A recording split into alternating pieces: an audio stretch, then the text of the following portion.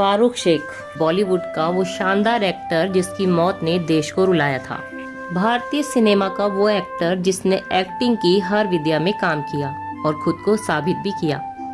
अपनी सीधी सादी एक्टिंग से फारूक शेख ने सिने प्रेमियों के दिलों में अपने लिए खास जगह बनाई। लीड एक्टर से लेकर साइड हीरो और फिर कैरेक्टर आर्टिस्ट तक 40 सालों तक इन्होंने फिल्मों में एक्टिंग की और केवल फिल्मों में ही नहीं, टीवी पर भी कुछ बड़े दमदार किरदार इन्होंने निभाए। बॉलीवुड में आज बात कही जाएगी फारूक शेख की कहानी की। कैसे गुजरात के वडोदरा के जमींदार परिवार में पैदा हुए फारूक शेख एक्टिंग की दुनिया में आए और इनका फिल्मी सफर कैसा रहा। तो नमस्कार दोस्तों, स्वागत है आपका आपके अपने चैनल बॉलीवुड गॉसिप में। फारूक शेख का जन्म 25 मार्च 1948 को गुजरात के वडोदरा के पास एक गांव में हुआ था। इनका खानदान अपने गांव का जमींदार माना जाता था। 5 भाई बहनों में फारूक सबसे बड़े थे। इनके पिता मुस्तफा शेख एक लॉयर थे और मुंबई में प्रैक्टिस करते थे। वहीं इनकी माता का नाम फरीदा था और इनके पिता से शादी करने से पहले वो एक पारसी थी। इनके पिता चाहते थे कि ये भी उनकी तरह लॉयर बने, इसलिए जब गांव में इनकी शुरुआती पढ़ाई पूरी हो गई तो इनके पिता ने इन्हें मुंबई बुला लिया और सेंट मैरी स्कूल में दाखिला करा दिया। इसके बाद सेंट जेवियर कॉलेज में इन्होंने ग्रेजुएशन के लिए एडमिशन ले लिया। सेंट जेवियर्स में ही ये पहली दफा एक्टिंग की तरफ आकर्षित होना शुरू हुए और कॉलेज में होने वाले नाटकों में इन्होंने हिस्सा लेना शुरू कर दिया। इसी कॉलेज में इनकी दोस्ती शबाना आजमी से हुई, जो कि इनकी जूनियर थी। शबाना आजमी और फारूक शेख ने कई नाटकों में साथ काम किया। कॉलेज के दिनों में ही इन्होंने इप्टा यानी इंडियन पीपल्स थिएटर एसोसिएशन भी ज्वाइन किया था और इप्टा के साथ ही ये नाटकों में काम किया करते थे। इसी दौरान इन्होंने रेडियो ड्रामाज में बतौर वॉइस ओवर आर्टिस्ट काम किया था और यहीं से पहली दफा इनकी कमाई भी शुरू हुई थी। सेंट जेवियर्स के बाद सिद्धार्थ कॉलेज ऑफ लॉ से फारूक ने जब अपनी वकालत पूरी की तो इनके पिता को लग रहा था कि अब उनका बेटा उनकी ही तरह वकालत करेगा, लेकिन दोस्तों के साथ यूं ही शुरू किया गया अभिनय अब इनका पैशन बन चुका था। ये फिल्मों में काम करना चाहते थे। मशहूर डायरेक्टर MS सत्यू ने इन्हें अपनी फिल्म गरम हवा में काम करने का ऑफर दिया। ये वो वक्त था जब MS सत्यू के पास फिल्म बनाने के लिए पैसे भी नहीं थे और वो अपने जानकार एक्टर से उस फिल्म में मुफ्त काम करने के लिए कह रहे थे। MS सत्यू की उम्मीद को फारूक शेख ने नहीं तोड़ा और वो इसलिए क्योंकि सत्यू जिस सब्जेक्ट पर गरम हवा फिल्म बना रहे थे फारूक को वो बेहद पसंद आया था।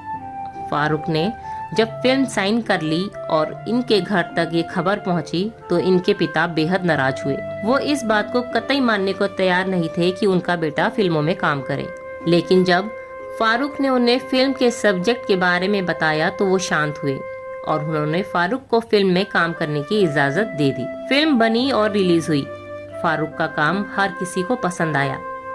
पहली ही फिल्म से फारूक पैरेलल सिनेमा का बड़ा नाम बन गए। गर्म हवा के बाद महान डायरेक्टर सत्यजीत रे ने अपनी फिल्म शतरंज के खिलाड़ी के लिए फारूक शेख को साइन किया। फारूक ने इस फिल्म में भी अपने किरदार को मजबूती से निभाया। अगले साल ये मुजफ्फर अली की फिल्म गमन में नजर आए। इसके बाद तो मुजफ्फर अली के साथ इनकी जोड़ी खूब जमी और फारूक ने मुजफ्फर अली की कई फिल्मों में काम किया। फारूक शेख 8 फिल्मों का एक बड़ा नाम बन चुके थे। हालांकि यश चोपड़ा की नूरी फिल्म में काम करके फारूक ने ये जता दिया था कि वो केवल 8 फिल्मों में ही नहीं बल्कि रोमांटिक फिल्मों में भी काम कर सकते हैं। फिल्म में पूनम ढिल्लन के साथ फारूक की जोड़ी दर्शकों को बेहद पसंद आई थी। वहीं सई परांजे की फिल्म चश्मे बदूर को भला कौन भुला सकता है।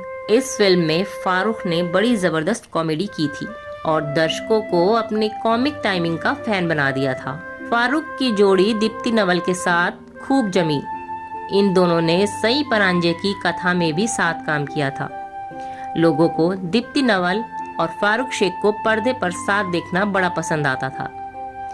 दीप्ति और फारूक ने 8 फिल्मों में साथ काम किया था। दीप्ति नवल के साथ इनकी आखिरी फिल्म थी लिसन अमाया, जो कि 2013 में रिलीज हुई थी। फारूक शेख ने अपने 40 साल लंबे फिल्मी करियर में मात्र 60 फिल्मों में काम किया। इसके अलावा इन्होंने कुछ टीवी शोज में भी काम किया था। जीना इसी का नाम है शो में ये होस्ट बने थे और इनकी एंकरिंग का अंदाज दर्शकों को बेहद पसंद आया था। शबाना आजमी के साथ इनका नाटक तुम्हारी अमृता पूरे 20 सालों तक चला। 2012 की 26 फरवरी को इनका नाटक तुम्हारी अमृता आखिरी बार आयोजित किया गया था। 2009 में रिलीज हुई फिल्म लाहौर में इनके काम के लिए इन्हें Filmfare best actor in supporting role का अवार्ड दिया गया था। ये जवानी है दीवानी में फारूक शेख रणवीर कपूर के फादर के रोल में नजर आए थे। इसके बाद ये क्लब 60 नाम की फिल्म में सारिका के साथ दिखे। इस फिल्म में इन्होंने अपनी इमोशनल एक्टिंग से लोगों को रुला दिया। इसी फिल्म की रिलीज के बाद वो मनहूस खबर आई थी जिसने कईयों का दिल तोड़कर रख दिया था। नए साल के मौके पर फारूक अपने परिवार के साथ दुबई घूमने गए थे। वहीं पर 28 दिसंबर 2013 को हार्ट अटैक के चलते इनकी मौत हो गई। इनकी मौत की खबर जैसे ही भारत पहुंची तो फिल्म इंडस्ट्री में मातम पसर गया। इनके फैंस भी इस खबर से बेहद दुखी हुए। हिंदी सिनेमा का एक बेहद शानदार एक्टर इस तरह अचानक चला जाएगा ये किसी ने सोचा भी ना था। फारूक शेख की निजी जिंदगी के बारे में बात करें तो इन्होंने रूपा जैन से शादी की थी। रूपा जैन इनके साथ कॉलेज में पढ़ती थी और इनकी जूनियर थी। रूपा जैन से इनकी 3 बेटियां हैं। फारूक शेख उन अभिनेताओं में से एक थे जो सेट पर हमेशा किसी मस्त मौला इंसान की तरह रहते थे। फारूक अक्सर अपनी हीरोइनों की टांग खींचा करते थे। फारूक की मौत के बाद 2013 में एक इंटरव्यू के दौरान दीप्ति नवल ने बताया था कि लिसिन अमाया में उन्होंने 26 साल बाद फिर से फारूक के साथ काम किया था, लेकिन इतने सालों बाद भी फारूक उनके साथ मस्ती मजाक कर रहे थे। फारूक को याद करते हुए कॉलेज में उनकी जूनियर रही शबाना आजमी ने एक इंटरव्यू में कहा था कि वो और फारूक हमेशा कॉलेज में बेस्ट एक्टर अवार्ड जीतते थे। दोनों को 50-50 रुपए मिलते थे, जो कि उस जमाने में एक बड़ी रकम मानी जाती थी। फारूक को बेस्ट प्ले अवार्ड भी मिलता था और उन्हें 150 रुपए और इनाम में मिल जाते थे।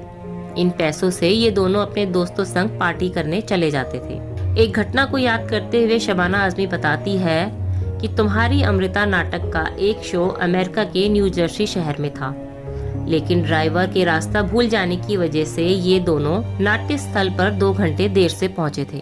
इतनी देर में टिकट खरीदकर नाटक देखने आए लोग बेहद गुस्सा हो चुके थे और वो अपना पैसा वापस मांग रहे थे। लोगों का गुस्सा जब शांत नहीं हुआ तो फारूक आगे आए और उन्होंने लोगों से कहा कि आप नाटक देख लीजिए, अगर आपको नाटक पसंद नहीं आया तो मैं आपके पूरे पैसे रिफंड करा दूंगा। इसके बाद नाटक हुआ और जब नाटक खत्म हुआ तो इन्हें स्टैंडिंग ओवेशन दर्शकों ने दिया। फारूक महज एक अभिनेता ही नहीं थे बल्कि एक बेहद अच्छे इंसान भी थे। 26/11 को मुंबई में हुए आतंकी हमलों में ताज होटल के एक मेंटेनेंस वर्कर को भी आतंकियों ने गोली मार दी थी।